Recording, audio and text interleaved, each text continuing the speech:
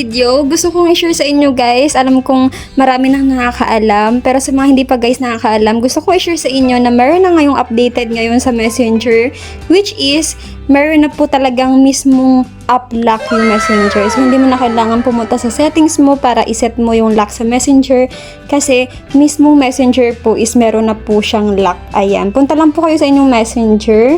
Open nyo lang. Tapos punta kayo dun sa 3 lines sa taas. Tapos sa settings. And mag-scroll ka lang guys. Hanapin mo tong privacy and safety. Ayan. So, makikita mo dito guys sa security, meron na pong app lock. O, diba guys, meron na. So, dati wala yan.